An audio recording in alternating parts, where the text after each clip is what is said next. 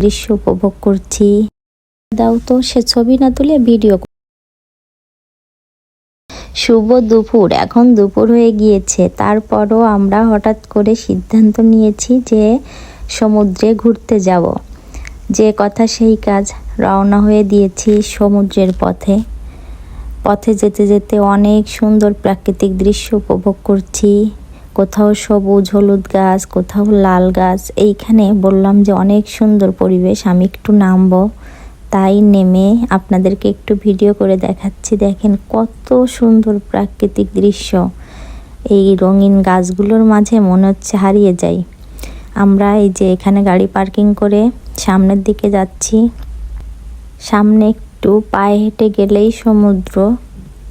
তাই বাবুর বাবা বলল যে গাড়ি এইখানে থাক, চলো আমরা একটু হেঁটে যাই। 1-2 মিনিটের পথ। এইখানে আবার সাইকেলও ভাড়ায় পাওয়া যায়। আপনি সমুদ্রের পাড়ে সাইকেল চালিয়ে অনেক দূর ঘুরে দেখতে পারবেন, তার জন্য এই ব্যবস্থা করা। আমরা সাইকেল নিচ্ছি না, পায়ে হেঁটে দেখবো, তাই আমি একটা কফি নিয়েছি। সবাই আজকে বার করতেছে।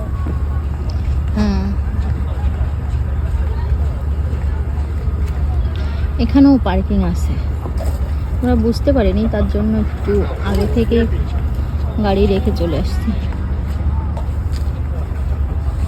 বাবু ওর জুস রেখে চলে আসছে, ওর বাবা তাই আবার আনতে গেছে ওইখানে।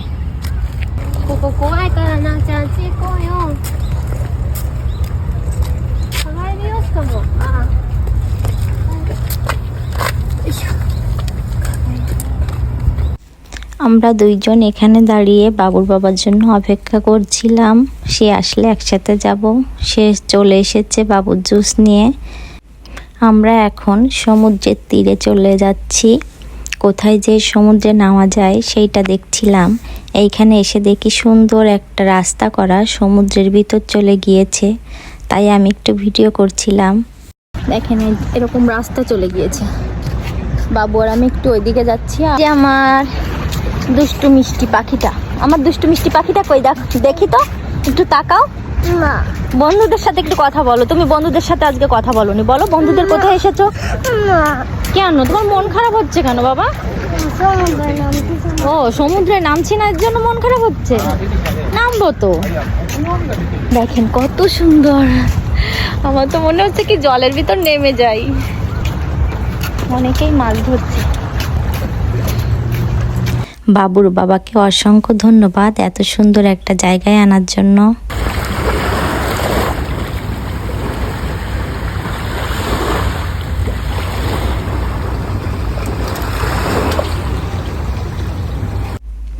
আমরা হাঁটতে হাঁটতে একটু সমুদ্রের মাঝখানের দিকে চলে যাচ্ছি এই রাস্তা ধরে। দেখেন দুই পাশে জলের দিকে তাকালে মন তো এত ভালো লাগছে যা ভাষায় প্রকাশ করার মতো না।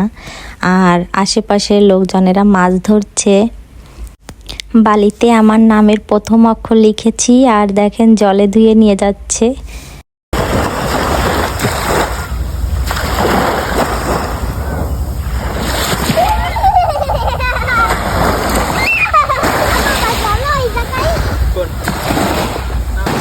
আমারও বাবুর মতো একটু নামতে ইচ্ছা করতেছে।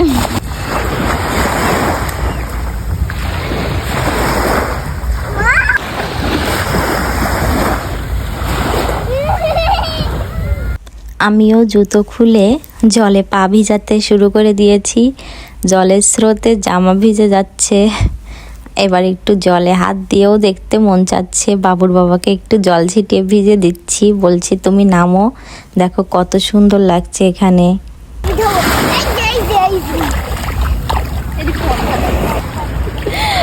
খুবই সুন্দর, আসো সামনে যাই। তিমি মাছ কই দিয়ে না, এমনি বল বাসি।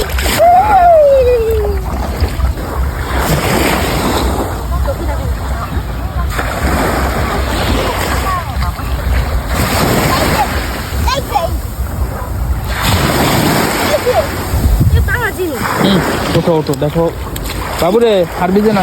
এই যে ঝিনুক,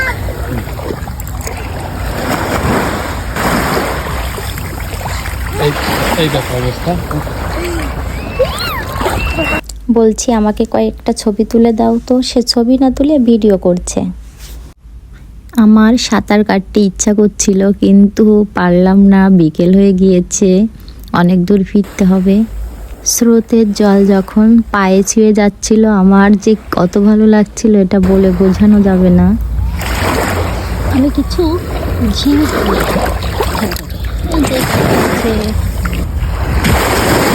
ও বাবা, অনেক জোরে ঢেউ আসছে,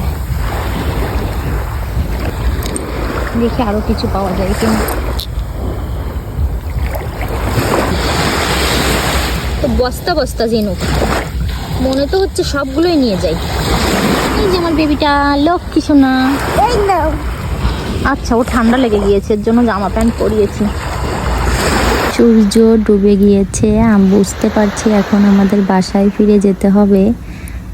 তাই সমুদ্রের পাড়ে একা একা একটু ঘোরাঘুরি করছিলাম আর সমুদ্রের এই স্রোতের শব্দ অনুভব করছিলাম। কি যে একটা মায়ায় পড়ে গিয়েছি যা বলে বোঝানো যাবে না। বাবা, পড়ে যাবো কিন্তু, সাবধানে। কই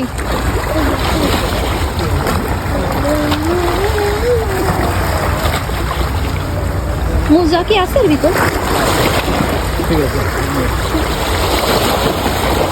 আমাকেও ধন্যবাদ দিচ্ছে, আমার বর এত ভালো।